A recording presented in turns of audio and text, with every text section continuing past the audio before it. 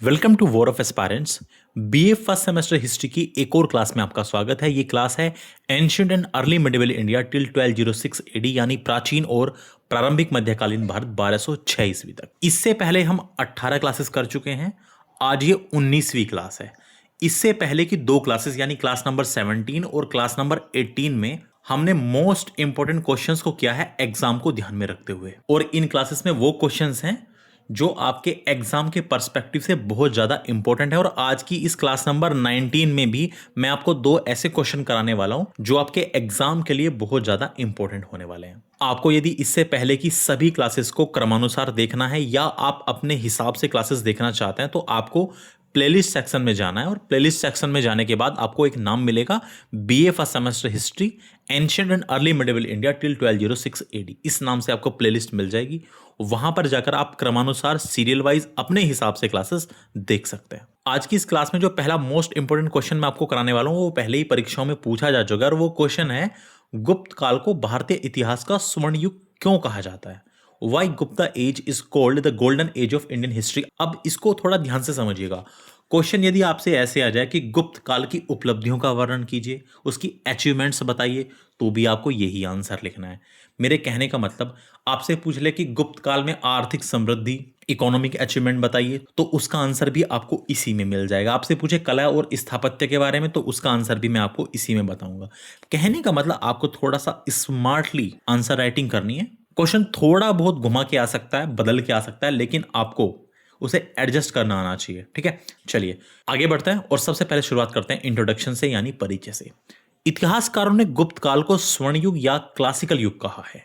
इतिहासकारों ने क्या कहा है गुप्त काल को? स्वर्ण युग या क्लासिकल युग। अर्थात इस काल की तुलना उन्होंने सोने से की है, गोल्ड से की है। जिसका मतलब यह नहीं है कि गुप्त काल में सिर्फ सोना चांदी बहुत था, बल्कि इसका मतलब है उत्कृष्टता। Historians have called the Gupta period the golden age और क्लासिकल एज। गोल्डन एज से मतलब है that this period has been compared to gold, but this does not mean that there was only a lot of gold and silver in the Gupta period, but it means excellence, it means उत्कृष्टता। और यहां पर हमने इसको कहा है classical युग। और यहां क्लासिकल युग का मतलब ऐसा है जैसे हम कहते हैं ना क्लासिकल म्यूजिक, क्लासिकल मूवी, जिसका मतलब होता है कि ऐसी चीजें जो इतनी बेहतरीन हो कि वे आने वाले समय के लिए एक मिसाल बन जाए, एक एग्जाम्पल बन जाए। And here the meaning of classical as is something like this, just as we say classical music, classical movie, which means things that are so excellent that they become an example for the coming time। आगे बढ़ते हैं। अगली heading आपको डाल लेनी है महान साहित्य की रचना, क्रिएशन ऑफ ग्रेट लिटरेचर। इस काल से पहले प्राकृत या पाली भाषा का प्रयोग सामान्य था। गुप्त काल से पहले प्राकृत का प्रयोग होता था, और इनका प्रयोग बुद्ध काल से और जैन काल से ही होता रहा था। सबसे पहले वैदिक संस्कृत के बाद पाली, और उसके बाद फिर प्राकृत, इन भाषाओं का प्रयोग होता था। लेकिन इस काल में, गुप्त काल में, संस्कृत को राजभाषा जैसा दर्जा मिला। और ये सिर्फ पूजा पाठ की भाषा नहीं रही, बल्कि गुप्त काल में संस्कृत में कविताएं लिखी जाने लगी, नाटक लिखे जाने लगे और कहानियां लिखी जाने लगी। Before this period the use of Prakrit और पाली लैंग्वेज वॉज कॉमन। बहुत ही कॉमन था प्राकृत और पाली लैंग्वेज का यूज होना इस काल से पहले। बट ड्यूरिंग दिस टाइम, इस समय Sanskrit received a status similar to an official language. Sanskrit को एक स्टेटस मिला ऑफिशियल लैंग्वेज का। It was no longer just a language for rituals and worship. Instead poem, plays and stories began to be written in Sanskrit during the Gupta period. अब यहाँ पर एक बात समझिए, देखिए जो पाली और प्राकृत भाषाएं हैं ना, ये संस्कृत भाषा का ही थोड़ा सा सामान्य रूप है, हल्का रूप है। सबसे पहले संस्कृत रही, और संस्कृत के भी दो रूप होते थे। एक होता था वैदिक संस्कृत, जिसमें साहित्य की यानी लिटरेचर की रचना होती थी, और एक होता था लौकिक संस्कृत, जो आम बोलचाल की भाषा थी। और उस आम बोलचाल की भाषा लौकिक संस्कृत के शब्दों का रूप बिगड़ा, उन शब्दों को लोगों ने और आसान बनाया, और एक पाली भाषा प्रकाश में आई। और पाली भाषा है बुद्ध काल की भाषा। गौतम बुद्ध ने अपने अधिकांश उपदेश पाली भाषा में दिए हैं। और पाली भाषा के बाद आती है प्राकृत भाषा। महावीर जैन ने अपने अधिकांश उपदेश प्राकृत भाषा में दिए। ये पाली भाषा के भी जब शब्दों का रूप थोड़ा और आसान हो गया तो वो प्राकृत भाषा कहलाई। कहने का मतलब गुप्त काल से पहले पाली और प्राकृत का यूज होता था आम बोलचाल की भाषा में, लेकिन गुप्त काल वो रहा जिसने संस्कृत को फिर से ऑफिशियल लैंग्वेज बना दिया। आगे बढ़ता है। गुप्त काल के प्रमुख लेखकों में सबसे पहला नाम आता है कालिदास का। कालिदास को भारत का शेक्सपियर भी कहा जाता है। ये चंद्रगुप्त द्वितीय, जिन्होंने विक्रमादित्य की उपाधि धारण की थी, ये चंद्रगुप्त द्वितीय के दरबार के नवरत्नों में से एक थे।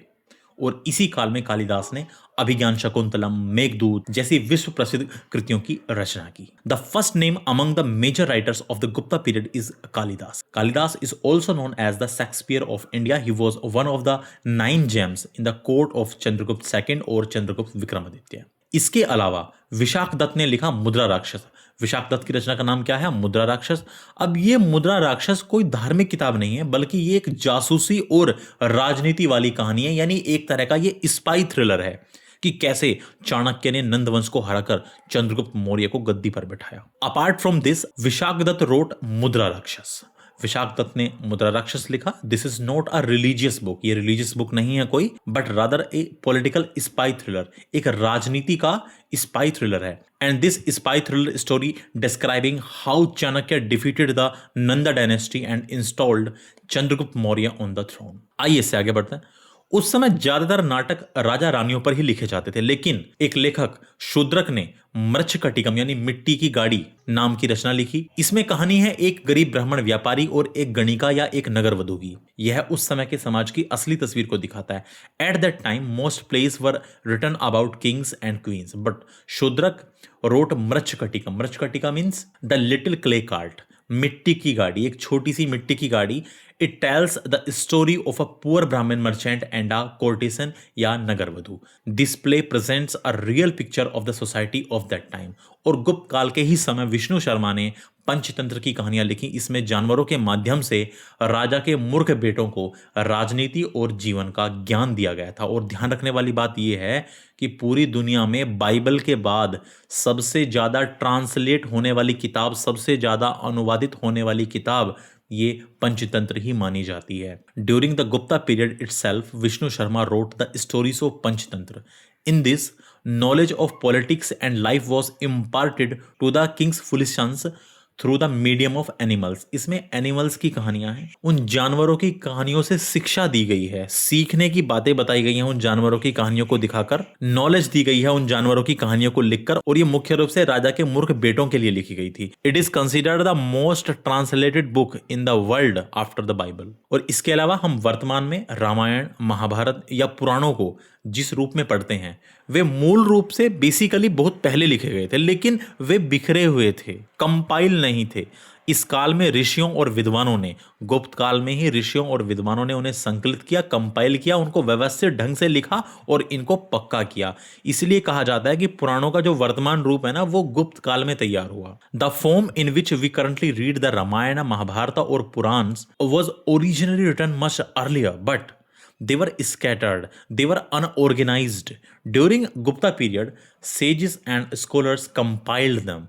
They were written in an organized manner and standardized. That is why it is said that the present form of the Puranas was prepared during the Gupta period. अगली आपको हेडिंग डालनी है गुप्त काल में विज्ञान और तकनीक में प्रगति।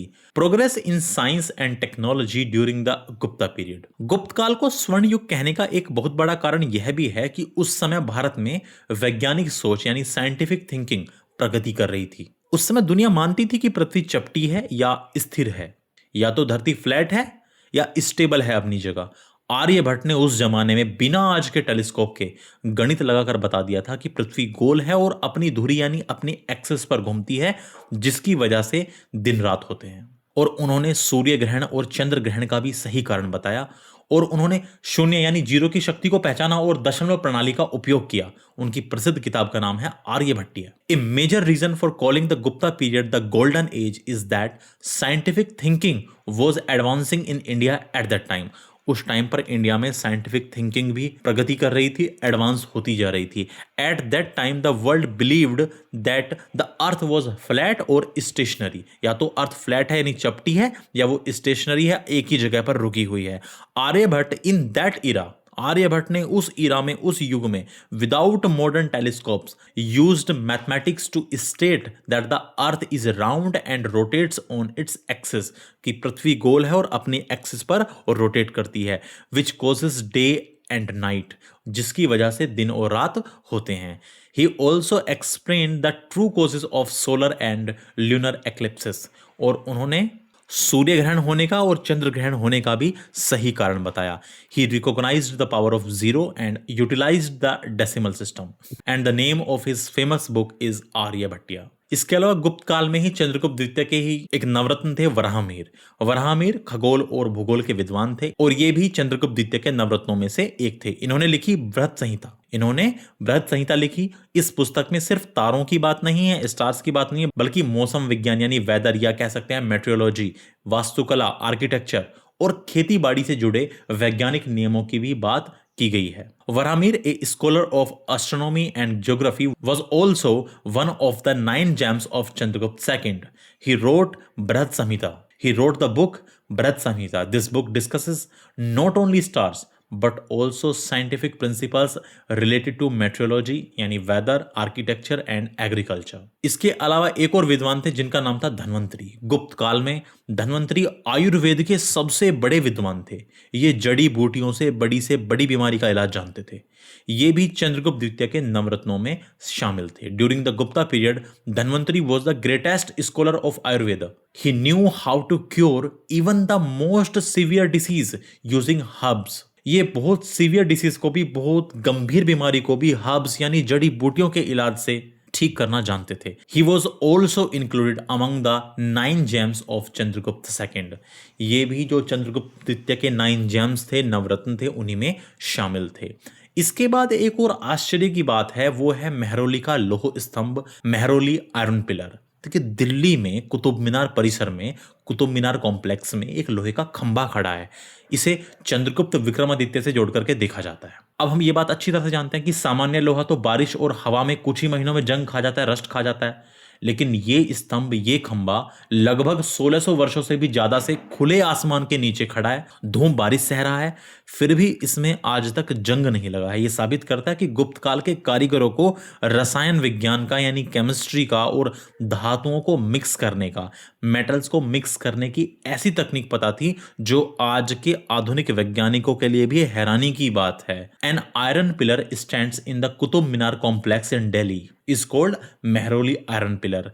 It is associated with Chandragupta II or Chandragupta Vikramaditya. Ordinary iron rusts within a few months when exposed to rain and air. जो सामान्य लोहा होता है, ordinary लोहा होता है, आयरन होता है, वो रस्ट खा जाता है यदि वो सामान्य तौर से बारिश और हवा के संपर्क में रो जाए। However, this pillar has been standing under the open sky for 1600 years, enduring sun and rain. ये धूप और बारिश को झेलता हुआ 1600 वर्षों से बिना जंग के खड़ा है। Yet it has not rusted to this day. This proves that the artisans of Gupta period possessed such advanced knowledge of chemistry and metallurgy, यानी mixing metals, that it remains a matter of surprise even for modern scientists today. अगली heading है कला और स्थापत्य, art and architecture. गुप्त काल से पहले पूजा पाठ या तो खुले में होता था या लकड़ी की इमारतों में, जो फिर समय के साथ साथ धीरे धीरे नष्ट हो गई। Before the Gupta period worship was performed either in the open or in wooden structures which were destroyed over time. लेकिन फिर हुआ ये कि गुप्त काल में ही पहली बार ईंटों और पत्थरों के पक्के मंदिर बनाए जाने लगे। मंदिर का वह मुख्य कमरा जहां मूर्ति रखी जाती है यानी गर्भगृह, और उसके ऊपर की मीनार यानी शिखर, इस तरह से मंदिर बनाने की कला यहीं से शुरू हुई, गुप्त काल से ही शुरू हुई।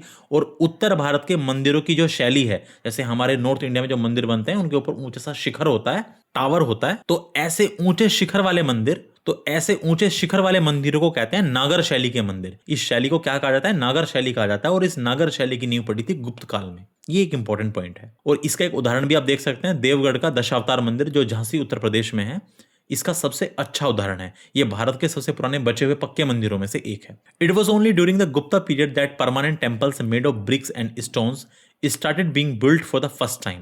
The art of constructing the main roof of the temple where the idol is kept, यानी गर्भगृह, and the tower above it, यानी शिखर, began from here.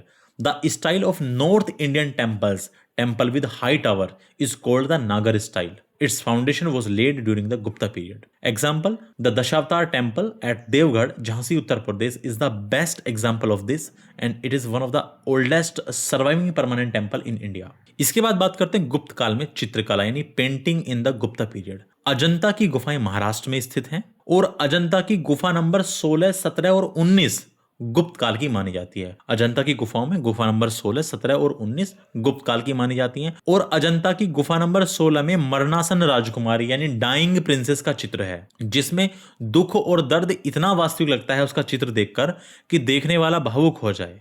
इसके अतिरिक्त मथुरा और सारनाथ में गौतम बुद्ध की सबसे सुंदर मूर्तियां गुप्त काल में ही बनी। The Ajanta caves are located in Maharashtra. Ajanta की गुफाएं महाराष्ट्र में है। Cave number 16, 17 and 19 of Ajanta are considered to belong to the Gupta period. इसमें जो केव नंबर 16 है, 17 और 19 ये बिलोंग करती हैं गुप्ता पीरियड से। इन अजंता केव नंबर 16, जो केव नंबर 16 है, उसमें एक पेंटिंग है किसकी? डाइंग प्रिंसेस की। In this painting the sorrow यानी दुख and pain appear so real that the viewer become emotional. Apart from this, the most beautiful statues of Gautam Buddha were made in Mathura and Sarnath during Gupta period. Mahatma Buddha की जो मूर्तियां इस समय बनी, गुप्त काल में बनी, उनके चेहरों पर एक अजीब सी शांति है, करुणा है। The statues of Mahatma Buddha made during this time made during Gupta period possess a unique peace and compassion on their faces. इसके बाद हेडिंग डालनी है आर्थिक समृद्धि यानी इकोनॉमिक प्रोस्पेरिटी। भारतीय इतिहास में गुप्त राजाओं ने ही सबसे अधिक संख्या में सोने के सिक्के जारी किए। सबसे ज्यादा नंबर ऑफ गोल्ड कॉइन्स जारी करने वाले थे गुप्त राजा। इससे पता चलता है कि उनके राज्य का खजाना भरा हुआ था, उनकी ट्रेजरी भरी हुई थी। इन सिक्कों को उस समय कहा जाता था दिनार। ये सिक्के सिर्फ पैसे नहीं थे, बल्कि उनकी कला का भी नमूना थे। इन पर राजाओं की तस्वीरें थी, जैसे समुद्रगुप्त को उसके सिक्कों पर वीणा बजाते हुए या शेर का शिकार करते हुए दिखाया गया है। यह राजाओं के शौक और शान को भी दिखाता है। चंद्रगुप्त द्वितीय, जिन्होंने विक्रमादित्य की उपाधि धारण की थी, इनको चंद्रगुप्त विक्रमादित्य के नाम से भी जाना जाता है। उनके समय चीनी यात्री फाहियान भारत आया था। वह यहाँ पर लगभग 14 वर्ष रहा और फाहियान ने लिखा कि गुप्त काल में जनता सुखी थी और लोग सोने चांदी का लेन देन करते थे। In Indian history the Gupta king issued the highest number of gold coins. Gupta period में ही जो सबसे ज्यादा number of gold coins issue हुए वो इसी काल में हुए, गुप्त काल में ही हुए। This indicates that the state treasury was full. इससे पता चलता है कि जो राज्य का खजाना था, स्टेट की ट्रेजरी थी, वो एकदम फुल थी, राज्य का खजाना भरा हुआ था। दीज कॉइन्स वर कॉल्ड दिनार एट दैट टाइम। उस टाइम पर इन कॉइन को दिनार कहा जाता था। These coins were not just currency, केवल करेंसी नहीं थे, बट वर स्पाइसमेंस ऑफ आर्ट। उनकी कला का नमूना थे, उनकी कला का प्रतीक थे। They featured image of the kings. For example, Samudragupta is depicted playing the veena और हंटिंग अ लायन। समुद्रगुप्त के सिक्कों पर उसको डिपिक्ट किया गया है, दिखाया गया है वीणा प्ले करते हुए और लोयन की हंटिंग करते हुए, लोयन का शिकार करते हुए। This also showcases the hobbies and glory of the Kings. इससे हमें पता चलता है उन राजाओं की हॉबीज और उनकी ग्लोरी, उनकी शान, उनकी शौकत को ये दिखाता है। The Chinese traveller Fahien came to India during the time of Chandragupta Vikramaditya. He stayed here for about 14 years. Fayan wrote that the public was happy and people used to transact in gold and silver. अगली heading डालनी है धार्मिक सहिष्णुता, religious tolerance. हालांकि गुप्त राजा वैष्णव यानी विष्णु के उपासक थे, लेकिन उन्होंने बौद्ध धर्म और जैन धर्म का भी सम्मान किया। गुप्त काल में ही नालंदा विश्वविद्यालय, जो कि उस समय बौद्ध शिक्षा का सबसे बड़ा केंद्र था, इसकी स्थापना कुमार गुप्त ने ही की। Although the Gupta kings were Vaishnavas, यानी worshippers of Lord Vishnu, they also respected Buddhism and Jainism. It was during the Gupta period that Nalanda University, a center of Buddhism education, was established by Kumar Gupta. दुनिया के महान युगों से गुप्त काल की तुलना करते हैं। Comparison with great age of the world. इतिहासकार जब किसी देश के सबसे अच्छे समय की बात करते हैं ना, तो वे इसकी तुलना अन्य युगों से करते हैं, अन्य काल से करते हैं। जैसे हम इसकी तुलना करते हैं यूनान का पेरिक्लीज युग से, यूनान के पेरिक्लीन युग से हम इसकी तुलना करते हैं। यूनान का पेरिक्लीज युग, यह प्राचीन ग्रीस का, एंशिएंट ग्रीस का वह समय था जब वहां लोकतंत्र यानी डेमोक्रेसी, दर्शन शास्त्र यानी फिलोसफी और कला यानी आर्ट अपनी चरम सीमा पर थी। और ये वही समय है जब सुकरात और प्लेटो जैसे विद्वान हुए, ये उसी समय की बात है। इसी प्रकार हम गुप्त काल की तुलना करते हैं इंग्लैंड के एलिजाबेथ युग से। यह वह समय था जब महारानी एलिजाबेथ प्रथम का शासन था। इसी समय इंग्लैंड विश्व की एक महाशक्ति बना और शेक्सपियर जैसे लेखकों ने वहां पर साहित्य लिखा, लिटरेचर लिखा। When historians talk about the best period of a country, they also compare it with other eras. जब इतिहासकार किसी कंट्री के बेस्ट इरा की बात करते हैं तो वो उसको कंपेयर भी करते हैं अदर इरा से, दूसरे देशों के काल से भी उसका कंपैरिजन होता है। सबसे पहले हम कंपैरिजन करते हैं Periclean age of Greece. This was the time in ancient Greece when democracy, philosophy and art were at their peak. ये वो समय था पेरिक्लिस एज जब ग्रीस में डेमोक्रेसी यानी लोकतंत्र, फिलोसफी यानी दर्शन और आर्ट वहां पर अपने पीक पर थे, चरम सीमा पर थे. Scholars like Socrates and Plato were associated with this era. इसके अलावा हम इसकी तुलना करते हैं Elizabethan age of England. This was the time when Queen Elizabeth I ruled. During this time, England became a global superpower, and writers like William Shakespeare wrote literature there. अतः जिस प्रकार यूनान के इतिहास में पेरिक्लिज का युग है और इंग्लैंड में एलिजाबेथ का युग महान है, वैसे ही भारत में गुप्तकाल महान है. साहित्य, विज्ञान और कला की जो विरासत आज हमारे पास है वो गुप्तकाल की ही देन है. Therefore, just as the age of Pericles is considered great in the history of Greece and the Elizabethan age in England, similarly, the Gupta period is great in India. The legacy of literature, science, and art that we possess today is a gift from Gupta period. आइए अब आगे बढ़ते हैं और एक और बहुत important question लेते हैं. क्वेश्चन आपके सामने है, evaluate the achievements of Mauryan administration. Maurya प्रशासन की उपलब्धियों का मूल्यांकन कीजिए. या क्वेश्चन ऐसे भी आ सकता है, मौर्य काल की प्रशासनिक व्यवस्था का वर्णन कीजिए. क्वेश्चन को घुमा फिरा के किसी भी तरह से पूछ सकता है. यदि मौर्य काल के बारे में, उनकी प्रशासनिक उपलब्धि के बारे में आए, उनके प्रशासन का स्ट्रक्चर आपसे पूछ ले, उनके एडमिनिस्ट्रेशन का स्ट्रक्चर पूछे, आपको इसी तरह से आंसर लिखना है. सबसे पहले बात करते हैं इंट्रोडक्शन की, परिचय की. मौर्य साम्राज्य भारत का पहला अखिल भारतीय साम्राज्य था. यहां अखिल भारतीय से मतलब यह है कि मौर्यों से पहले भारत छोटे छोटे टुकड़ों में यानी महाजनपदों में बटा हुआ था. चंद्रगुप्त मौर्य पहले ऐसे राजा थे जिन्होंने नॉर्थ, साउथ, ईस्ट, वेस्ट के बड़े भूभाग को जीतकर एक झंडे के नीचे ले आए, यानी इसको एक कर दिया. पैन इंडिया एम्पायर ये बन गया, अखिल भारतीय ये साम्राज्य बन गया.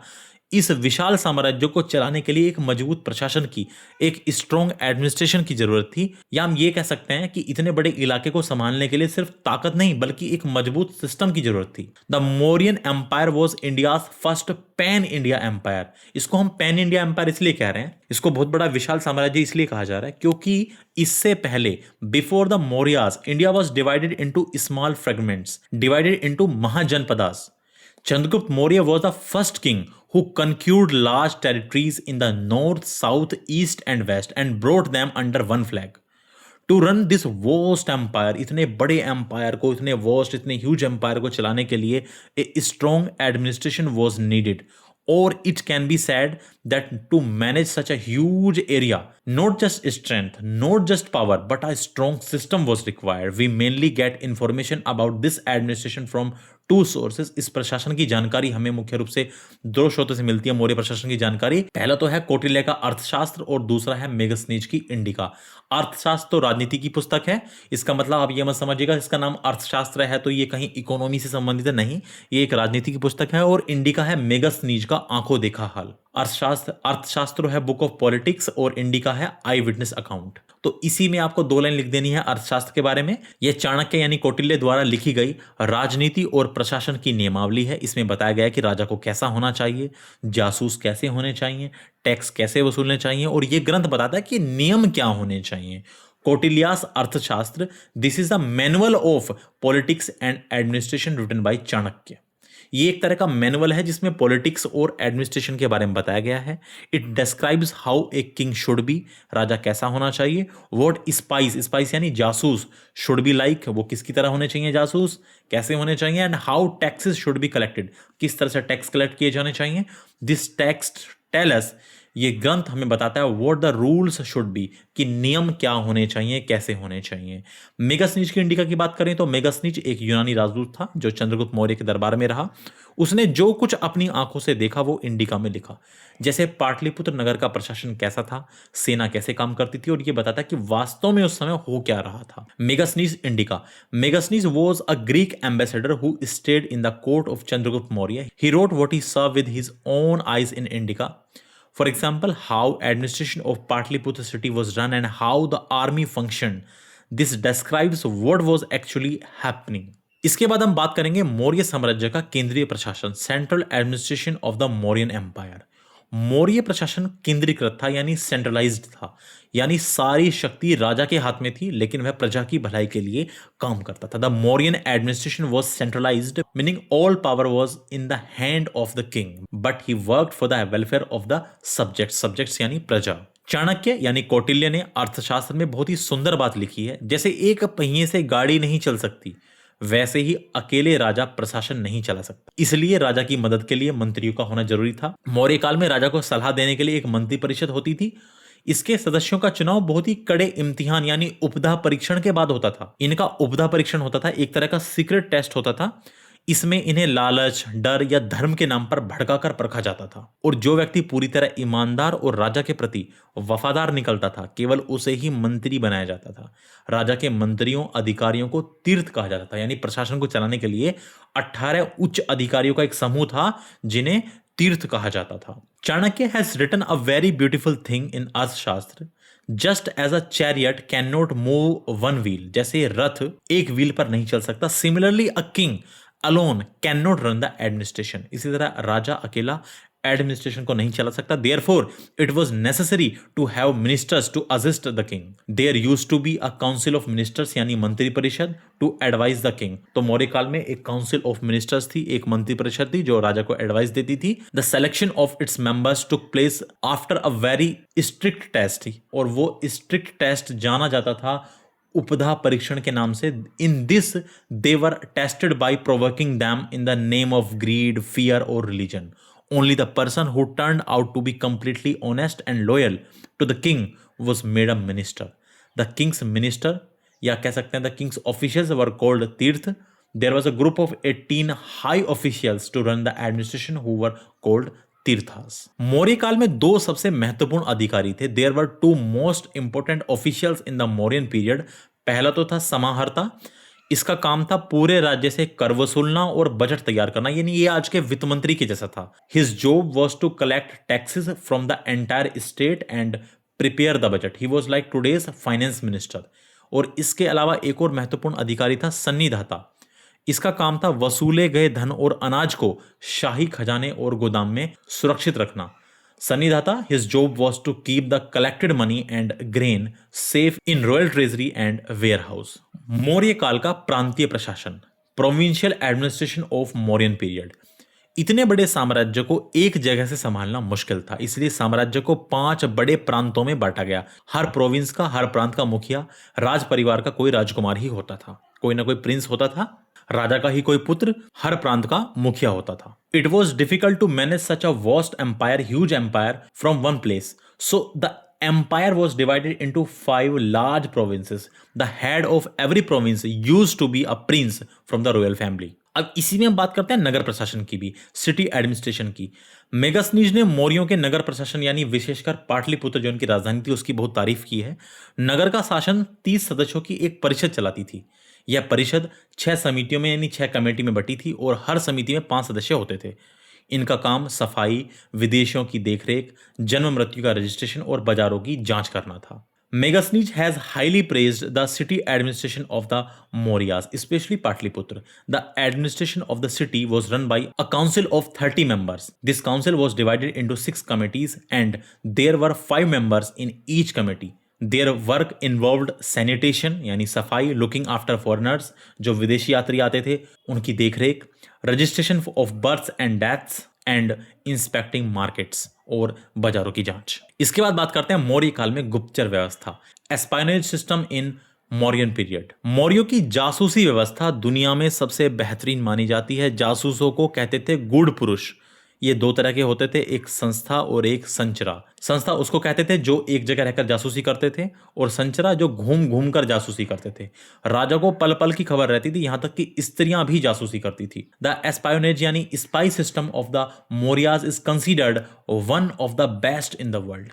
स्पाइस वर कॉल्ड गुड पुरुष। These were of 2 types. सबसे पहला है संस्था, those who performed espionage while staying at one place, यानी ये कहलाते थे एक तरह से स्टेशनरी स्पाइस, एक जगह रहकर जासूसी करने वाले।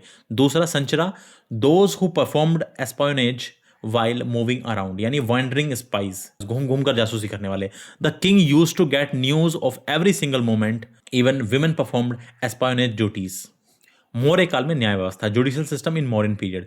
चाणक्य का मानना था कि अगर दंड या सजा का डर नहीं होगा तो बड़ी मछली छोटी मछली को खा जाएगी, इसीलिए न्याय व्यवस्था बहुत सख्त थी। मौर्य काल में न्याय का ढांचा बहुत व्यवस्थित था। यह एक पिरामिड की तरह था। सबसे नीचे गांव की पंचायत और सबसे ऊपर रहता था राजा, और निचले न्यायालय के फैसलों के खिलाफ राजा के पास अपील की जा सकती थी। Chanakya believed that if there is no fear of punishment the big fish will eat the small fish. That is why the judicial system was very strict. The structure of justice in the Mauryan period was very organized. It was like a pyramid with the village panchayat at the bottom and the king at the top. Appeals against the decisions of lower courts could be made to the king. और फिर सबसे अंत में राजा का फैसला अंतिम होता था। वह कानून से ऊपर था और किसी भी पुरानी सजा को माफ कर सकता था या बदल सकता था। The king's decision was final. He was above the law and could pardon और alter any previous punishment. Chanakya ने अर्थशास्त्र में दो तरह की अदालतों का जिक्र किया है। पहली है धर्मस्थायी और दूसरी कंटक शोधन। धर्मस्थायी एक तरह से दीवानी न्यायालय यानी एक सिविल कोर्ट थी, और कंटक शोधन एक फौजदारी न्यायालय यानी क्रिमिनल कोर्ट होता था। सबसे पहले बात करते हैं धर्मस्थायी की यानी सिविल कोर्ट की। यह अदालत नागरिकों के आपसी झगड़े सुलझाती थी। इसमें मारकाट या खून खराबा नहीं होता था। इसमें इन मामलों को सुना जाता था जैसे जमीन का कब्जा, घर का बंटवारा, कर्ज न चुकाना या विवाह तलाक से जुड़े मामले। इसे चलाने वाले जज को धर्मस्थ कहा जाता था, जो कानून या धर्म का जानकार हो। Chanakya has mention two types of court in the Arthashastra. First one is Dharmasthiya यानी civil court and second one is Kantakashodhana यानी क्रिमिनल कोर्ट। धर्मस्थायी यानी civil court, this court resolved mutual disputes among citizens. These cases did not involve violence or bloodshed. In these cases such as land possession, property division, non-payment of debt, or matters related to marriage and divorce were heard. The judge presiding over this was called dharmastha, one who is knowledgeable in law and dharma या religion. दूसरा यानी कंटक शोधन, फौजदारी न्यायालय। कंटक का मतलब होता है कांटा और शोधन का मतलब होता है निकालना, यानी समाज के कांटों यानी अपराधियों को बाहर निकालने वाली अदालत। कंटक मीन्स थॉर्न एंड शोधन means removal. That is the court responsible for the removing the thorns यानी क्रिमिनल फ्रॉम सोसाइटी। यह अदालत उन अपराधियों को सजा देती थी जो समाज और राज्य के लिए खतरा थे। इसमें इन मामलों को सुना जाता था जैसे चोरी, डकैती, हत्या, बलात्कार और सरकारी अधिकारियों द्वारा भ्रष्टाचार।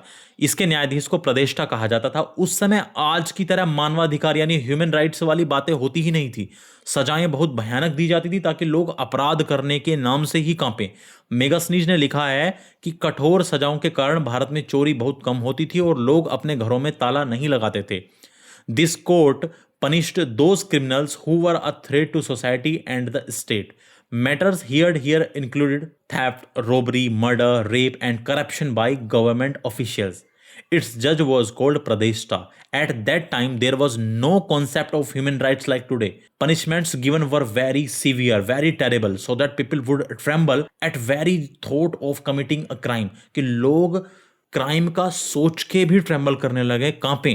Megasthenes wrote that due to harsh punishments, theft was very rare in India at that time. People did not lock their homes. अब सबसे अंत में बात करते हैं सैन्य प्रशासन की। मौर्यों के पास एक विशाल और स्थायी सेना थी। सेना की देखरेख के लिए भी 30 सदस्यों की एक परिषद थी जो 6 विभागों में यानी पैदल, घोड़ा, हाथी, रथ, नौसेना और सामान ढोने वालों में बटी थी। सैनिकों को नगद वेतन दिया जाता था जो उस समय एक बड़ी बात थी। हम बात कर रहे हैं मिलिट्री एडमिनिस्ट्रेशन की। The Mauryas had vast and standing या कह सकते हैं permanent army to look after the army. There was also a council of 30 members which was divided into 6 departments. Infantry या इनको कह सकते हैं foot soldiers, horses, elephants, chariots, navy and transport या लॉजिस्टिक्स। तो इस क्लास में इतना ही। अब तक हमने इन लास्ट की 3 क्लासेस में इंपॉर्टेंट क्वेश्चंस को कर लिया है। अब इसके बाद जो आपको क्लास मिलेगी वो मिलेगी एमसीक्यू की क्लास, जिसमें यूनिट 2 से लेकर के सबसे लास्ट यूनिट 8 तक, सबसे लास्ट यूनिट तक आपको क्वेश्चन मिल जाएंगे विद एक्सप्लेनेशन। तो जिनका एमसीक्यू एग्जाम है उनके लिए बहुत बेनिफिशियल होगी। एक ही क्लास में सारे क्वेश्चन हो जाएंगे। फर्स्ट यूनिट के मैं ऑलरेडी करा भी चुका हूं, पहली यूनिट के क्वेश्चन हम कर चुके हैं। तो थैंक यू सो मच ये क्लास देखने के लिए। अब आपसे मिलेंगे अगली क्लास में।